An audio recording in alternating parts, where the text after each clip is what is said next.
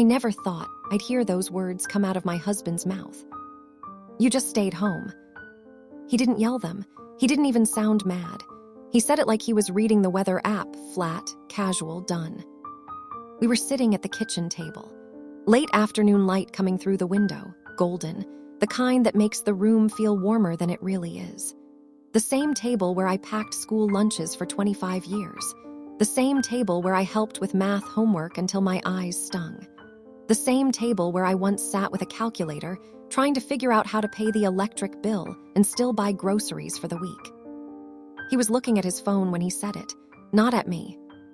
I felt something inside my chest slowly fold up, like a paper napkin being pressed smaller and smaller until it almost disappeared. I didn't cry. I didn't answer. I just sat there, fingers resting on the edge of the table, feeling the little nicks and scratches under my fingertips, marks left by years of forks, plates, backpacks, and tiny hands reaching across. My name is Sarah. I turned 59 last month. Most mornings I still feel 35 inside. But that afternoon, when those 4 words came out of his mouth, I suddenly felt every single one of my years and then some. That sentence didn't appear out of nowhere. It had been quietly growing for a long time, maybe years, hidden under normal days, under smiles, under the routine of making coffee, folding laundry, waiting for him to get home. But that was the moment it finally stepped into the light. And once something like that is said, it can't be unsaid. I looked at his face, the same face I watched through the glass window of the cardiac unit years ago, the same face I kissed goodnight when we were young, broke, and full of plans. I wanted to ask him, "Do you remember? Do you remember the nights I didn't sleep? Do you remember what I gave up so you could keep breathing?" But the words stayed stuck in my throat. They felt too heavy to push out. So I stood up quietly. I gathered the plates. I carried them to the sink. And under the sound of running water, I let myself feel what I'd been trying not to feel for a very long time. That moment wasn't the beginning of the story. It was only the moment the story finally showed its real face. My name is Sarah. I grew up in a small town in Ohio, about an hour outside Columbus. My dad taught high school history. My mom kept the house running and raised me and my 2 younger brothers. We weren't rich, but we always had food on the table, clean clothes, and a driveway full of bikes in the summer. I was the middle child, the one who smiled easily but didn't talk too much about what I felt. I liked books. I liked watching people. I liked the quiet feeling of making things neat and safe for other people. When I was 20, my parents started asking around about nice boys. That's how it worked in our circle back then. They introduced me to Michael. He was 2 years older, worked at a regional distribution company, came from a family not so different from mine. He wasn't loud or flashy. He just looked at me like he was really listening. I liked that. We got married the following spring. It was a simple ceremony in the backyard of my parents' house. I wore a white dress my mom and I found on sale. My grandmother gave me a thin gold necklace the night before, nothing fancy, just a small pendant with a tiny heart. She held my face and said, "This is yours, keep it safe. It'll always belong to you, no matter what happens." I believed her. The first couple of years we rented a 1-bedroom apartment near his job. Thin walls, noisy neighbors, a stove that only half the burners worked. But Michael came home every night at the same time. He'd kick off his boots, sit on the couch and ask, "What'd you do today?" I'd tell him the little things, how I tried a new cookie recipe, how the lady at the library let me keep a book an extra week, how I read the whole afternoon while waiting for him. He listened. He didn't say much, but he listened. When our first child came, a boy, everything got louder and softer at once. Louder because of crying and bottles and 3 a.m. diaper changes. Softer because of the tiny hand that wrapped around my finger when he finally fell asleep. We named him Ethan. Michael picked the name. He said it sounded strong. I quit my part-time job at the front desk of a pediatric office. It was only 20 hours a week, but it gave me some spending money and made me feel like I had a life outside the apartment. But Ethan needed someone home full-time. Night feedings, ear infections, teething that lasted forever. I chose to stay. No one forced me. I chose. 3 years later, our daughter arrived. Smaller than her brother, quieter. She liked to sit on my lap while I folded laundry. She liked when I sang the old songs my mom used to sing. We named her Emily. It means hard worker. I hoped she'd always know she was enough just as she was. The years blurred into a rhythm I knew by heart. Mornings, coffee for Michael, cereal for the kids, school drop-off. Afternoons, snacks, homework, laundry, vacuuming, paying bills online. Evenings, waiting for Michael's car to pull into the driveway, dinner, baths, bedtime stories. Nights, packing lunches, checking backpacks, setting the coffee maker. Sleep.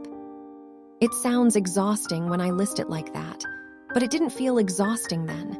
It felt like breathing, like the background music of a life I wanted.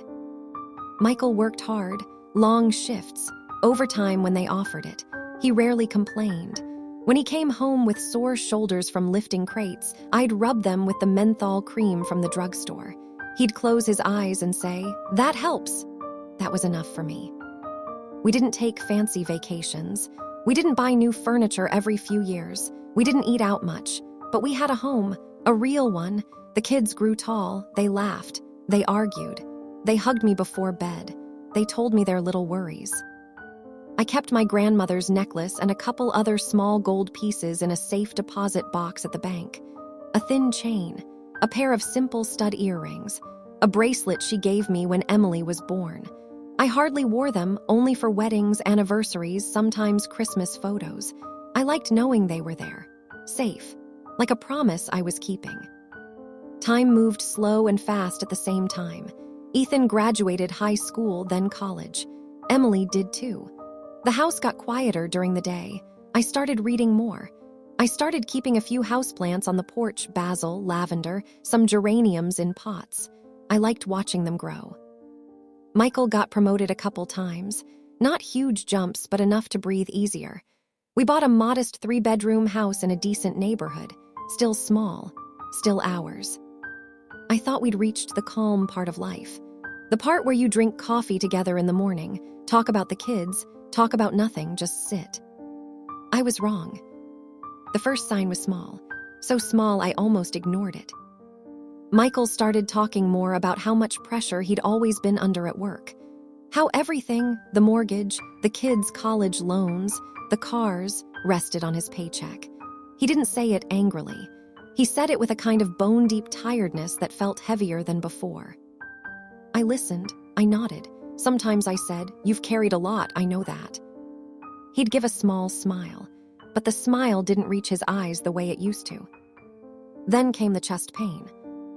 One evening, he walked in holding his shirt just under the left pocket. He said, "It's probably just heartburn." But his face was pale, sweat on his upper lip even though the AC was running. I made him sit down, gave him water, put a warm towel on his chest. He slept. The next morning, he couldn't walk to the mailbox without stopping to catch his breath. I drove him to urgent care. They did an EKG, an echocardiogram. Then the cardiologist came in. 3 major blockages, he said. Open heart bypass soon. The room felt suddenly cold. Michael looked at me. I looked at him. We didn't speak. In the car on the way home, he held my hand, very tightly. First time in years he'd done that without a reason. That night I sat on the bed and opened the folder where we kept insurance papers and savings statements. We had some money put away, not enough. We had a small 401k. We couldn't touch most of it without penalties. We had a little equity in the house, but selling or refinancing would take too long. I had the jewelry in the safe deposit box. I remembered my grandmother's voice. Keep it safe. It'll always belong to you. I closed my eyes. Then I made a decision. The next morning, I drove to the jewelry store downtown, the same one my grandmother used to visit. I went alone. I went to the jewelry store alone. It was the same family-owned place. Downtown, my grandmother used to go to small storefront, bell above the door. Glass cases full of rings and necklaces under bright lights. The owner, Mr. Patel, was behind the counter. He'd been there for decades. He recognized me right away. "Sarah, good to see you," he said warmly. "How's the family? How's Michael?"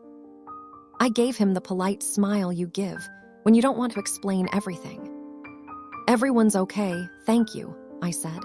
"I just need to take care of something today." He nodded. He didn't push. I set my small zippered pouch on the counter, opened it slowly, laid out each piece one by one. Grandma's thin gold necklace with the little heart pendant first. Then the simple stud earring she gave me when Emily was born. Then the bracelet Michael surprised me with for our 10th anniversary. Nothing extravagant, just a slim gold band. Last, a pair of small hoop earrings I'd almost forgotten about. Mr. Patel didn't speak while he weighed them. He wrote the weight on a little notepad, checked the current gold price on his computer, did the math quickly. He slid the paper toward me. The number was higher than I thought it would be. Enough to cover most of the out-of-pocket costs the insurance wouldn't touch.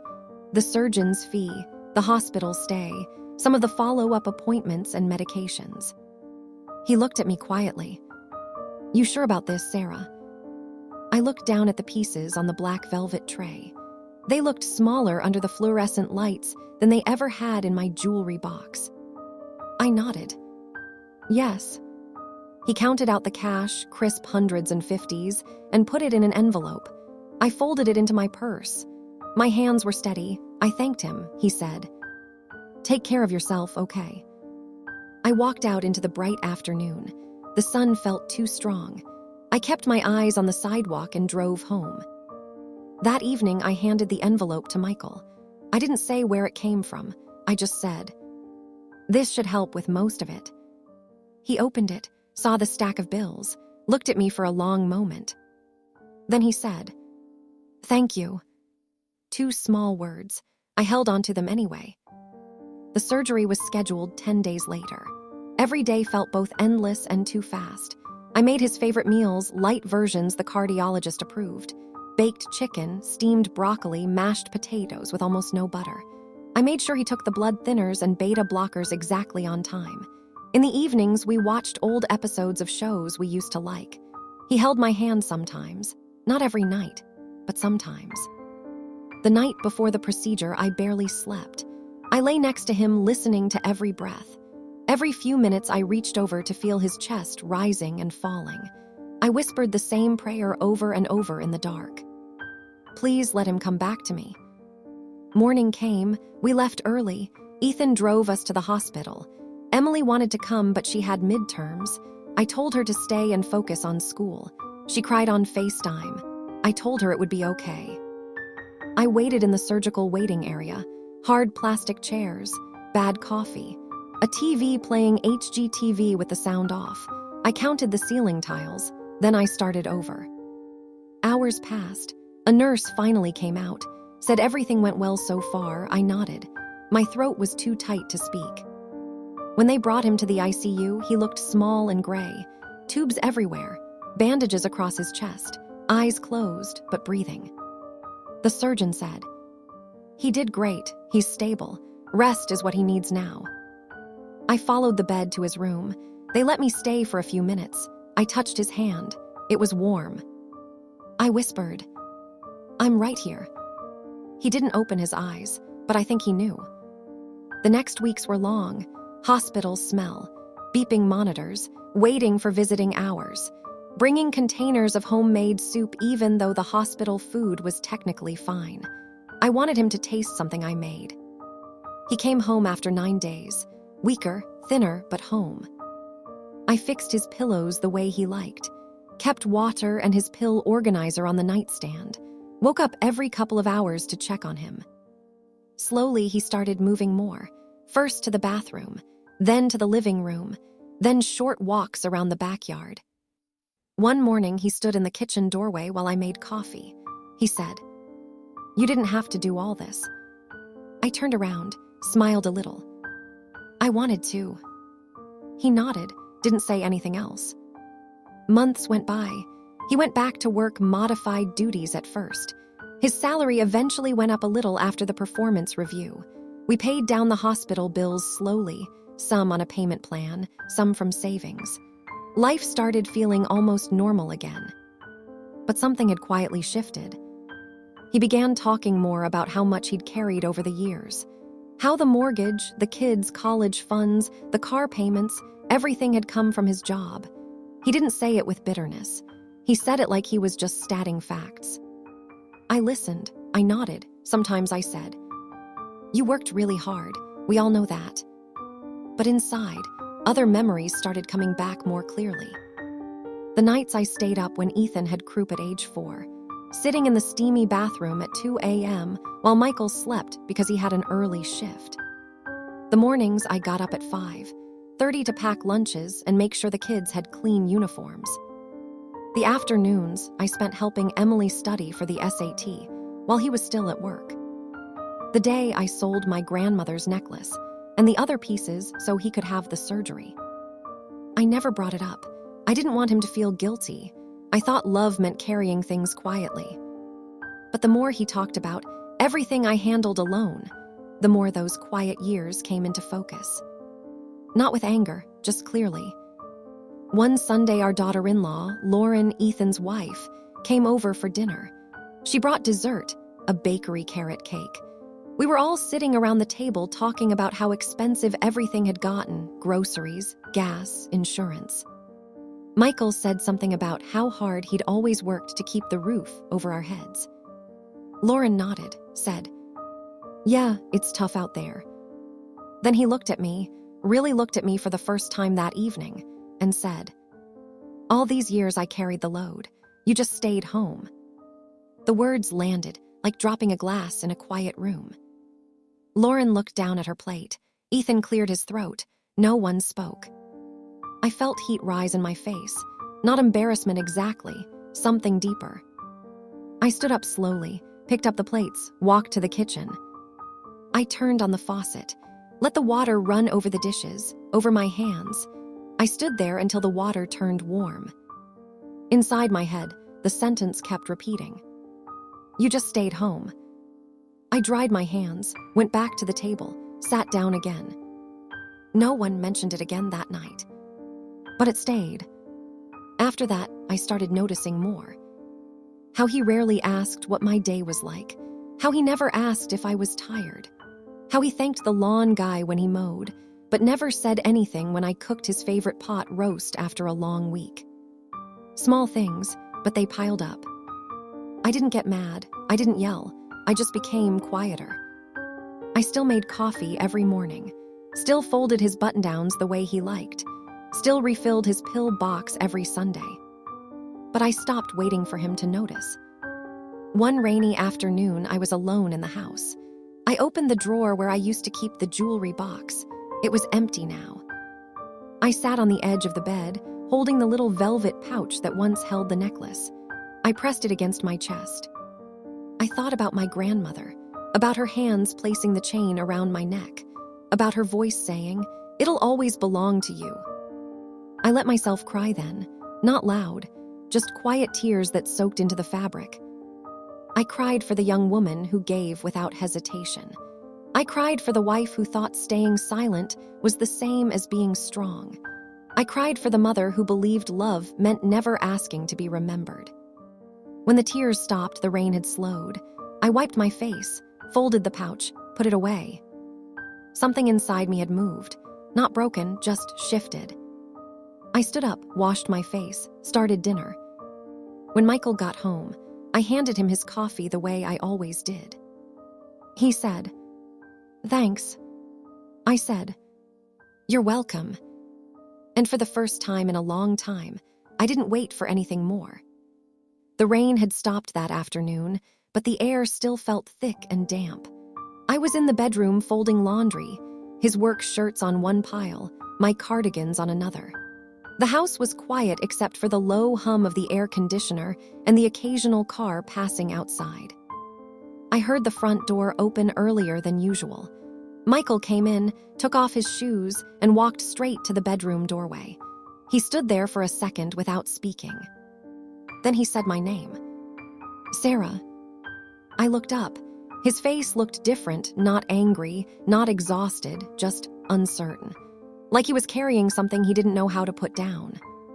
He stepped inside and gently closed the door behind him. "Can we talk?" I set the half-folded towel on the bed, nodded. He sat on the edge of the mattress, not too close, not too far, just there. For a long minute, neither of us said anything. The ceiling fan spun lazily overhead. Somewhere down the street, a lawnmower started, then stopped again. Finally, he spoke. "I've been thinking a lot." I waited. "That day at the table, when I said you just stayed home," he paused, looked down at his hands. "I knew the second it came out that it wasn't right, but I let it hang there anyway." He took a slow breath. "I think part of me wanted to sound important, like everything was because of me, like I was the only one who carried anything. It was stupid, and it was wrong."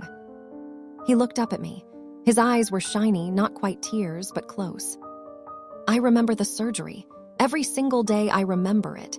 Waking up in recovery and seeing you sitting there in the same chair, same sweater, same tired look you get when you've been worrying for days. I remember thinking, she never left, even after everything." He swallowed hard. "I never really asked you how we covered the part insurance didn't. I knew. Deep down, I knew it was your grandmother's things. I just never said it out loud. Never thanked you the way a person should thank someone for something that big. I took it and I kept moving like it was just another bill that got paid." Silence again. Then he said, very quietly, "I forgot, not the operation. I forgot what it cost you, not just the money. The way you let go of something that mattered to you so I could keep breathing. I forgot to carry that memory with me." I felt tears prick behind my eyes. I didn't wipe them away. I let them sit there. He kept going.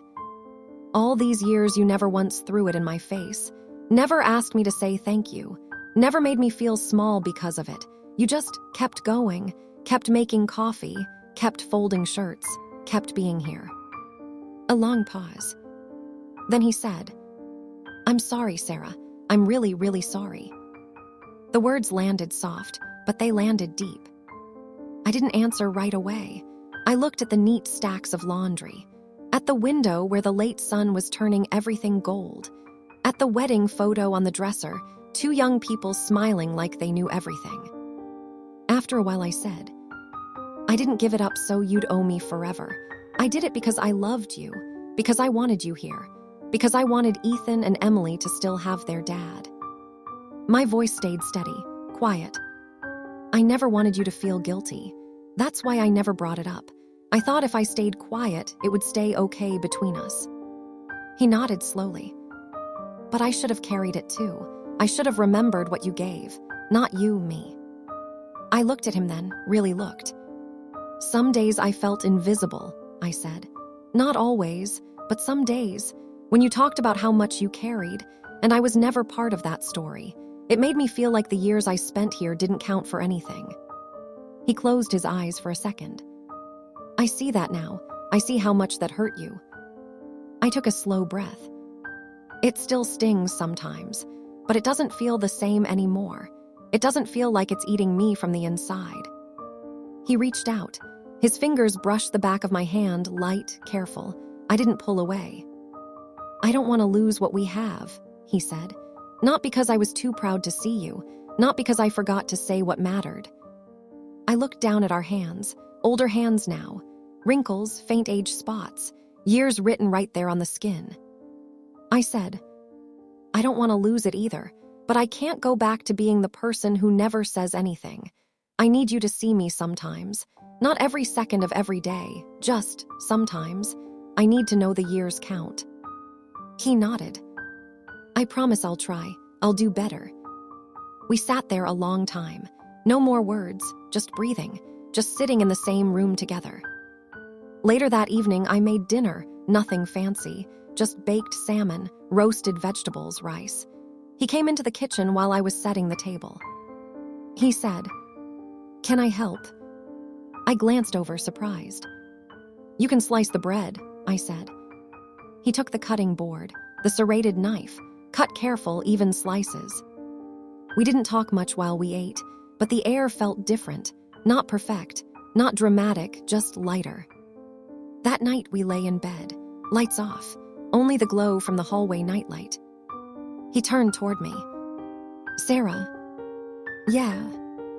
Thank you for the surgery, For all the years, for still being here. I felt something loosen inside my ribcage, something that had been tight for a long time. I said, "You're welcome."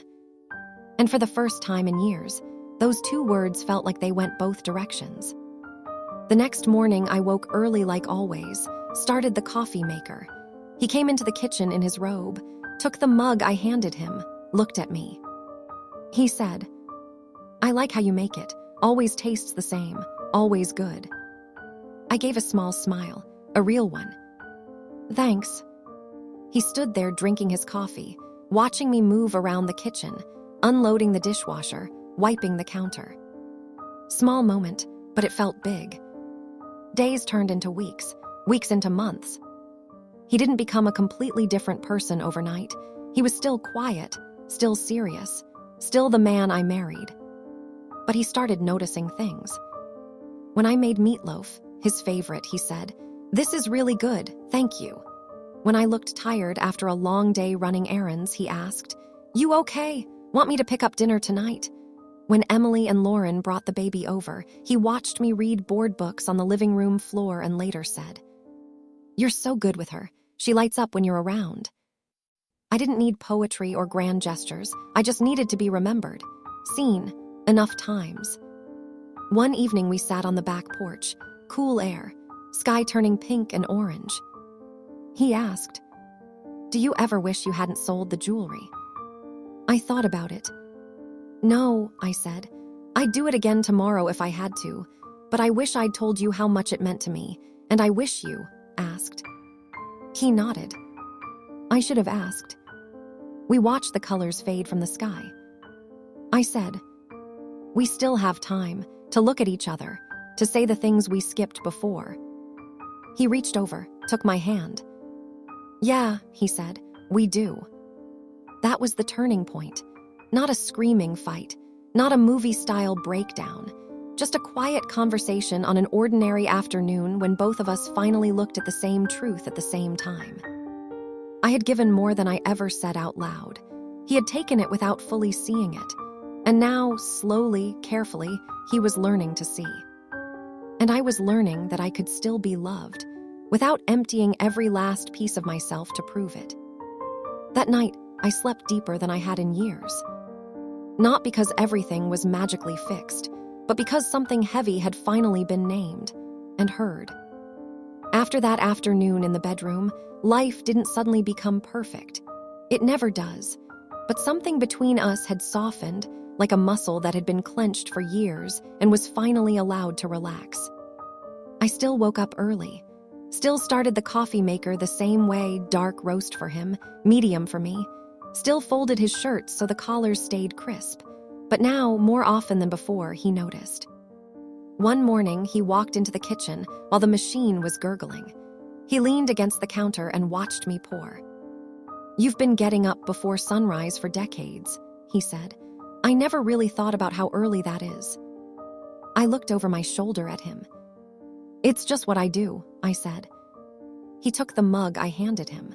Before he turned to leave, he added, "Thank you for doing it every single day." They were small words, but they settled somewhere deep. I didn't feel like I had won anything. I didn't feel like he had lost. I just felt remembered, for a moment, and that moment was enough to make the day feel a little lighter. Ethan and Lauren started coming over more often with our granddaughter, little Ava, who is almost 3 now. Every time she ran through the front door yelling, "Dada, Gamma," and threw herself at my legs, something warm opened up inside me again. One Saturday, she wanted to help bake cookies. I lifted her onto a stool at the counter, gave her a wooden spoon and a small bowl of chocolate chips. She mostly ate them, but she also sprinkled a few into the dough. Michael came in from the garage and stood in the doorway watching us. He didn't say anything for a long time. Then he said, "She's got your patience." I glanced up at him and smiled. "She's got your serious little stare," I answered. He didn't reply right away, but he stayed there until Ava got bored and ran off to find her toy kitchen in the living room. Later that evening, after everyone had gone home, we sat on the back porch. The string lights were on. A soft breeze moved the leaves in the maple tree. He spoke first. I used to think being strong meant never leaning on anyone, never admitting I needed help, never giving credit to anyone else for what we built. I thought that was what a man was supposed to do. He paused. I was wrong. Strength is also seeing what the other person is carrying, saying thank you out loud, letting them know their part mattered. I looked out at the dark yard. I never wanted you to feel small, I said. I just wanted us to be in it together, even on the quiet days, even when no one else was looking. He reached over. His hand covered mine, not squeezing, just resting there. I see the team now, he said. I see you. That was all he said. No long speech, no dramatic promises, just truth spoken quietly under the porch lights. The months after that were ordinary again, but ordinary in a gentler way. He started doing small things without being asked. He'd stop at the grocery store on his way home and bring home the good bread I like. Not every time, but sometimes. He'd say, "Saw this and thought of you." I'd smile, say thank you, and mean it. When I looked worn out, really worn out, he noticed. One evening, I was rubbing my shoulder after carrying groceries. He went to the hall closet, got the heating pad, plugged it in, and set it gently on my back without a word. I looked up at him. "Sit for a minute," he said. I did. Emily noticed too. She didn't say it straight out, but one afternoon she called just to chat, no reason, just to talk. She said, "You sound different, Mom, lighter." I laughed quietly. "Do I?" "Yeah," she said, "like you put something down that you've been carrying a long time." I didn't tell her the whole story. Some things stay between two people, but I said, "Maybe I did." She was quiet for a second. "I'm happy about that," she said. So was I. There were still days when old patterns crept back. A comment he made without thinking, a moment when he forgot to notice, but I didn't let it sit inside me for weeks anymore. I said something. Calmly, clearly, no yelling, just honest. And most of the time, not every time, but most times he listened. Said sorry when he needed to, tried again. I learned something important in those months. Forgiveness doesn't mean pretending the hurt never happened. It doesn't mean wiping the memory clean. It means deciding that the person and the life you made together is still worth keeping, worth small fixes, worth quiet talks at the kitchen table, worth choosing again. I didn't need him to turn into someone completely new. I just needed him to remember who we were and who we could still be. One afternoon, I opened the drawer where the empty jewelry pouch still sat. I took it out, held it in my hands. It was just soft velvet now, nothing inside. But looking at it didn't hurt the way it used to. I carried it to the porch, sat in the rocking chair, held it against my chest. I thought about my grandmother, about the day she gave me the necklace, about her voice saying, "It'll always belong to you." I whispered to the empty pouch. It still does. Not the gold itself, but the choice I made, the love I gave, the years I carried. They were still mine. No one could take that away. I folded the pouch carefully, put it back in the drawer. Then I went to the kitchen, brewed 2 cups of coffee, one with a little cream, one black. When Michael got home, I handed him his mug. He took it, looked at me. He said, "You look peaceful today." I smiled, a real small smile. "I feel peaceful." He drank his coffee standing there in the kitchen, watching me move around, putting away dishes, wiping the counter. We didn't need more words right then. Some evenings we sat on the porch and watched the sky change colors. Some evenings we talked about Ethan and Emily and Ava. Some evenings we just sat. No conversation, just company. It was enough. I no longer felt like I was waiting to be seen. I saw myself. And slowly, very slowly, he began to see me too. Not perfectly, not every day, but enough. And enough was more than I had hoped for a couple of years earlier. Last weekend, Ava slept over. She wanted to sleep in the big bed between Gamma and Papa. Her small, warm body curled against me, Michael on the other side. She fell asleep, holding my finger. I looked across her sleeping head at him. He looked back. No words, just a small nod. We both understood. We had made it through, not without marks, not without long silences, but through. And we were still here, still holding space for each other, still choosing. That is the quiet kind of love that lasts. The kind that doesn't need to shout, doesn't need to keep score forever, doesn't need constant proof. It just stays, sees, remembers, and keeps going. One ordinary morning at a time. These days I sit on the back porch some evenings, just watching the sky slowly turn from blue to pink to deep gray. The neighborhood keeps moving, kids riding bikes, a dog barking 2 houses down, someone firing up a grill, but up here on the porch it all feels far away. Quiet. The geraniums and lavender in the pots have grown full this summer. Even when I forget to water them for a day or two, they still bloom. They remind me that things keep going, even when we're not watching every second.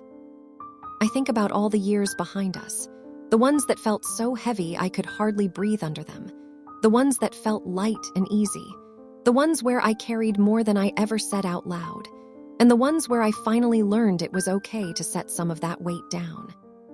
I don't hate the heavy years anymore. They shaped me. They shaped this home. They shaped Ethan and Emily. They kept Michael alive so we could grow old together.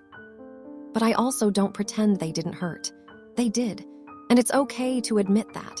It's okay to say that love can be beautiful and painful in the same breath. It's okay to want to be remembered, not for bragging, not for keeping score, but simply because you were there, giving day after ordinary day. If you're listening to this and you feel like nobody really sees what you do, like your sacrifices got swallowed up by the laundry, the grocery runs, the school forms, the quiet nights when everyone else was asleep, I want you to hear me clearly. They didn't disappear. Every time you chose someone else's rest over your own, every night you stayed up worrying or soothing or planning, every dollar you redirected, every dream you quietly folded away so someone else could chase theirs, those choices left something behind. Maybe invisible to most people, but real. They live in the kids who feel safe because of you. They live in the home that still feels like home because of you. They live in the heartbeats that kept going because you were there. You didn't just stay home. You built a life inside those walls. You carried love in your hands every single day. And love, even when it's quiet, even when it goes unnoticed for far too long, always leaves a trace. If someone remembers late, it's okay to accept the apology when it finally comes. It's okay to let the words land and heal whatever they can. It's also okay to keep a small, private piece of your heart for yourself now. That isn't selfish. That's kindness. Kindness toward the person who gave so much for so long. Take care of her now. Let her sit with her coffee for 10 extra minutes in the morning. Let her read a book without feeling guilty. Let her plant a few flowers or take a walk or just rest. She has earned that gentleness. And if you're still in the middle of your story, still carrying, still wondering whether any of it matters, please trust me when I say, it matters. You matter. Your love mattered. It still does. I wish you peace. The deep, quiet kind that settles into your bones.